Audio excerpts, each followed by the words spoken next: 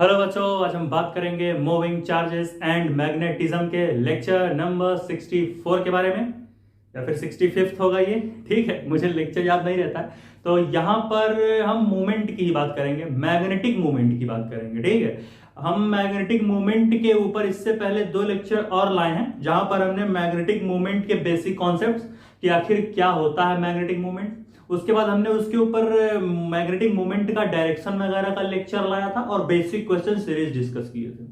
तो अभी हमने कॉन्सेप्ट जाना है, कॉन्सेप्ट्स हमने पढ़ा, बेसिक क्वेश्चन सॉल्व किए, और आ जाइए लेक्चर नंबर 64 या फिर 65th होगा ये, मुझे दोनों में कंफर्म नहीं, इन्हीं दोनों में से कोई एक होगा। और यहां पर हम एडवांस क्वेश्चन सीरीज देखेंगे मैग्नेटिक मूवमेंट के ऊपर। तो शुरू करते हैं एडवांस क्वेश्चन सीरीज का एक नया लेक्चर। पिछला लेक्चर अगर देख के आया होगा तो यहाँ समझ में आएगा, और नहीं भी देख के आए होगे तो यहाँ कोशिश करेंगे कुछ कुछ समझाने का। ठीक है, लेकिन पढ़ के आओगे तो अच्छा रहेगा बेसिक। आओ शुरू करते हैं। Question number 1। ठीक है, मान लेते हैं हमको जो है 3 एक्सिस हम लेते हैं। ठीक है, मान लेते हैं एक एक्सिस डूं, ये हुआ हमारा, फिर एक एक्सिस डूं, फिर ये डिंग, मतलब हमने जो है 3 एक्सिस ले ली। ये हमारा हो गया y एक्सिस, और ये हमारा हो गया z एक्सिस, और ये हमारा ये हमारी है x एक्सिस। कौन सा है ये? x एक्सिस, और ये हमारी हो गई z एक्सिस। हमने जो है 3 एक्सिस ले लिए कि भाई एक x एक्सिस हो गई, एक y एक्सिस हो गई, एक z एक्सिस हो गई। ठीक है, हमने जो है तीनों एक्सिस ले लिए। हम कहे कि चलो भाई इस जो हमारा ये कोऑर्डिनेट सिस्टम दिया है, इसमें हम एक स्क्वायर लाएंगे। ठीक है, तो हम यहां आए और हमने जो है बड़े ही इत्मीनान से यहां हमने जो है एक स्क्वायर ले लिया, कुछ इस तरीके से। ठीक है, हमने जो है एक स्क्वायर लिया। ठीक है, इस तरीके से। ठीक है, फिर यहां हम आए और ये ऐसे। ठीक है, फिर से बना लेते हैं इस स्क्वायर को, ऐसे आओ, डूं डूं। ठीक है, तो हमने जो है एक स्क्वायर लिया है कुछ इस तरीके से। ठीक है, हमने जो है 2 लूप सा दिख रहा है। ठीक है, स्क्वायर का रेक्टेंगल मान लो इसे। ठीक है, रेक्टेंगल जैसा है ये। ठीक है, रेक्टेंगल में क्या होता है, लेंथ और ब्रेड्थ होती है, 2 चीजें होती हैं। तो हमने कुछ इस तरीके से बना लिया कि हाँ भैया ये हमारा सिस्टम बन गया पूरा। ठीक है, एक रेक्टेंगल का सिस्टम। ठीक, चलो भाई, हमने कहा कि मान लेते हैं ये ब्रेड्थ है, तो इसको हम मान लेते हैं बी।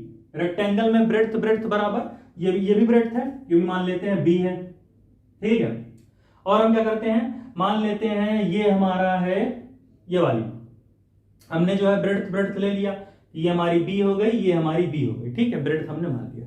अब हमसे कहा है यहां पर कि भाई हमें ये बताना है कि आखिर हमें बताना क्या है, हमें बताना है कि हमारा मैग्नेटिक मूवमेंट क्या होगा जो भी हमें ये लूप दिया गया है। ठीक है, इस पूरे लूप में एक और दो लूप हैं, तो दोनों लूप का नेट मैग्नेटिक मूवमेंट क्या आएगा और किस डायरेक्शन में आएगा, हमें यही बताना है। ठीक है, मान लेते हैं ये हमारा A है, ये हमारा A है, ये भी हमारा A है, और ये हमारा A है। ठीक है, तो इस तरीके से हमें जो है साइड्स का मेजरमेंट दे दिया गया, और हमसे कहा कि बताओ भाई कि आखिर क्या क्या कहानी बन सकती है। ठीक है, तो हमने कहा चलो भाई देखते हैं, पूरा लिखने का जरूरत नहीं, ए दे दिया एक बार काफी है। ठीक है, समझ में तो आ रहा है ना, लेंथ है तो ए दे दिया। ठीक है, तो हमने कहा कि चलो भाई कोशिश करते हैं कि आखिर क्या होगा। लेंथ ए है रेक्टेंगल की, ब्रेड्थ बी है रेक्टेंगल का। ठीक, फिर हमने कहा चलो भाई करंट भगाते, मान लेते इस डायरेक्शन में हमने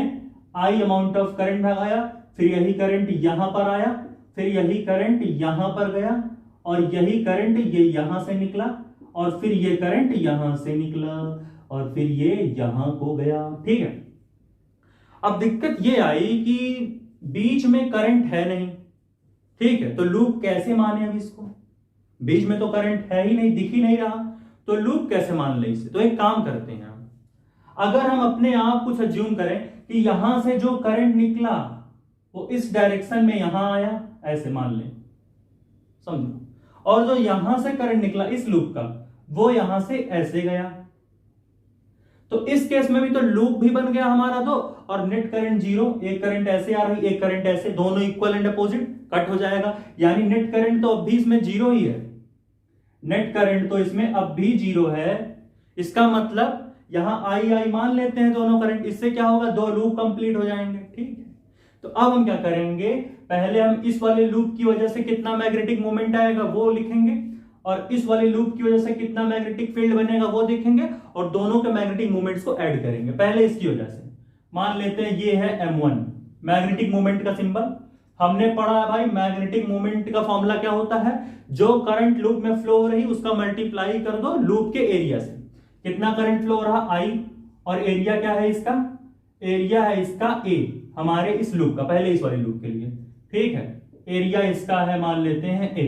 फिर करंट कितना फ्लो होगा I, एक रेक्टेंगल जैसा दिख रहा, ब्रेड्थ B है, लेंथ A है, तो रेक्टेंगल का एरिया क्या होता है, लेंथ इंटू ब्रेड्थ। तो अगर हम यहां ध्यान से देखें तो हम क्या कर सकते हैं, यहां पर हम एक कहानी बना सकते हैं कि हमारा इसका एरिया कितना हो गया AB, तो I इंटू AB एरिया।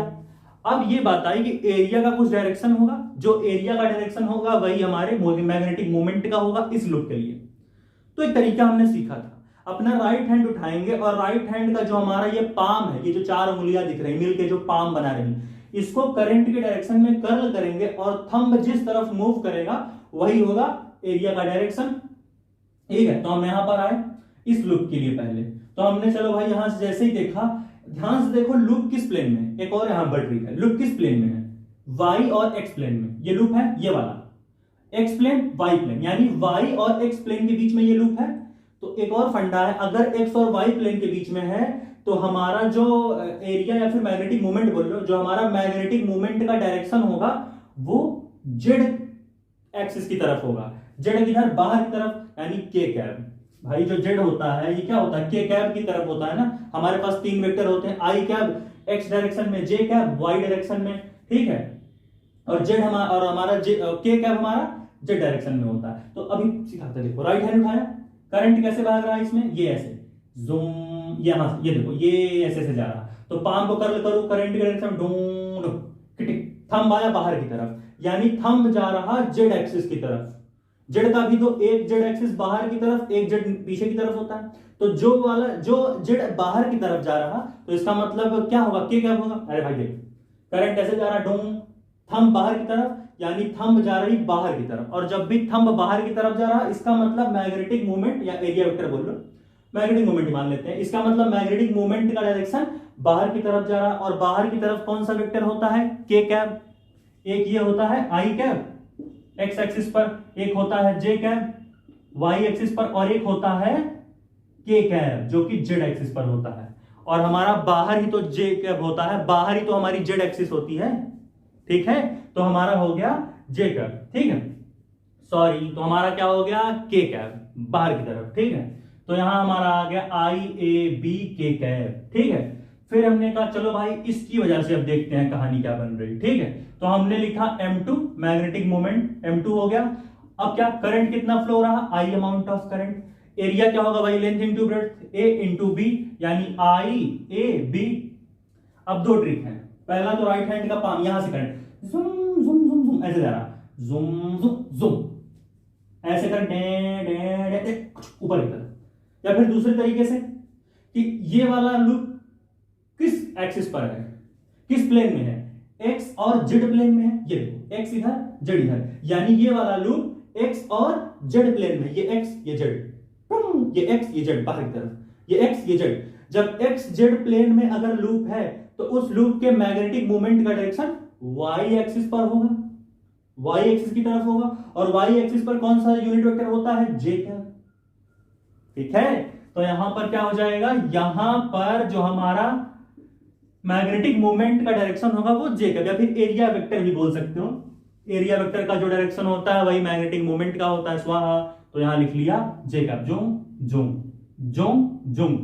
अब हम इन दोनों मैग्नेटिक मोमेंट्स को ऐड करेंगे और इस लूप की वजह से नेट मैग्नेटिक मोमेंट निकाल लेंगे। तो हमने पढ़ा है दो वेक्टर का अगर एडिशन कर रहे हो तो ऐसे देखो m1 प्लस m2 करेंगे, ऐसे m1 vector m1 plus vector m2 is equal to i into a into b। और यहां पर हम क्या लिखेंगे, यहां हमारा हो जाएगा k cap plus i into a into b, और यहां हमारा हो जाएगा j cap. i a b plus i a b क्या हो जाएगा, ये हमारा हो जाएगा 2IAB यहां लिख सकते हैं, इसको ऐसा रहने दो। अब इसका मैग्नीट्यूड निकालेंगे ना, अगर हम मैग्नीट्यूड निकालें, मान लेते हैं m1 plus m2 vector is equal to m vector, तो अब इसका हम मैग्नीट्यूड निकाल रहे हैं, मॉड m, इन दोनों का सम है ये।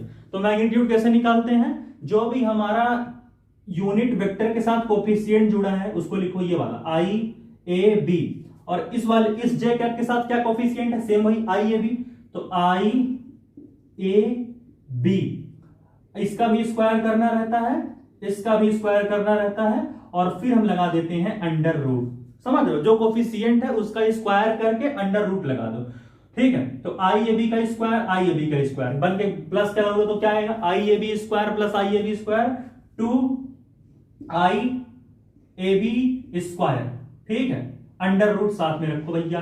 ये हमारा हो गया मॉड m का वैल्यू, यहां पर इतना आ रहा।